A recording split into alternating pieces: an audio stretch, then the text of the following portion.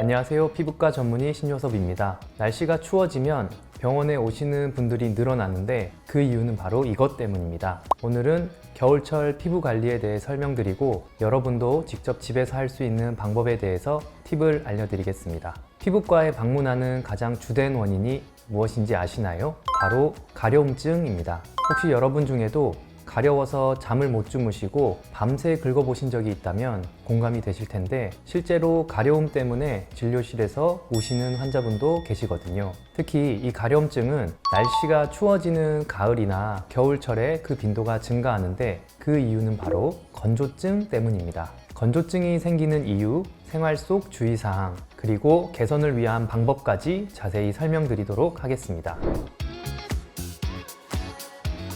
겨울철이 되면 외부 온도는 낮고 습도는 떨어지면서 피부 수분이 쉽게 증발하게 됩니다. 특히 실내 난방을 많이 하게 되면 이런 상황이 더욱 악화되게 되죠. 그러면 피부가 수분을 잘 보유하고 있지 못하기 때문에 수분이 증발하고 각질층은 약해져서 건조증이 생기게 됩니다. 건조증을 악화시키는 요인이 몇 가지 있습니다. 여러분도 해당이 되신다면 꼭 교정을 해보시기 바랍니다. 예를 들어 뜨거운 물로 장시간 샤워를 하는 경우, 때밀이로 피부를 벅벅 문지르는 경우, 알코올 함량이 높은 화장품이나 향이 강한 향수 제품 등을 사용하는 경우, 이러한 경우에 피부 자극이 심해지면서 건조증이 악화될 수 있으니 주의해야 합니다. 생활 속에서 건조증을 개선하려면 어떻게 해야 할까요? 다음과 같은 방법들이 도움될 수 있습니다.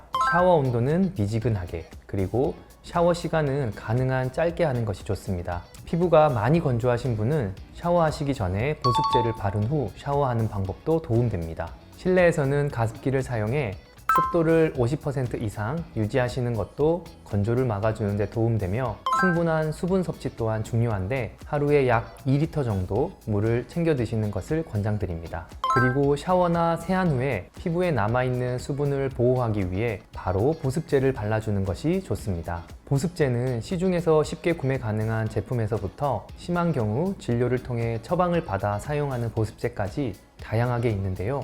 피부 타입에 맞게 제품을 선택하는 것이 중요합니다. 내 피부에 맞는 보습제가 어떤 것인지 모르는 분들이 많이 계시더라고요. 그래서 제가 한 가지 팁을 알려드리겠습니다. 자기 전에 얼굴에 보습제를 바르고 아침에 눈 떴을 때 어떠한지 체크를 하는 방법입니다. 보습제로 인해 피부의 촉촉함이 아침까지 약간 유지되는 정도가 가장 적절한 상태입니다. 만약에 아침에 피부가 건조하다면 기존에 사용하는 보습제보다 조금 더 보습력이 강한 리치한 크림을 사용해 보는 것이 좋습니다. 반대로 아침에 얼굴이 너무 번들거리고 기름이 많다면 사용하는 제품을 조금 더 가벼운 크림이나 로션 타입을 바꿔서 사용하는 것이 필요합니다. 물론 부위별로 사용하는 제품을 다르게 할 수도 있겠죠. 이러한 방법으로 피부 상태에 따라 또 계절에 따라 나에게 맞는 보습제를 사용하는 것이 중요합니다. 저도 마찬가지로 겨울철에는 보습제 크림을 2가지 정도 덧바르는 방식을 사용하고 있습니다.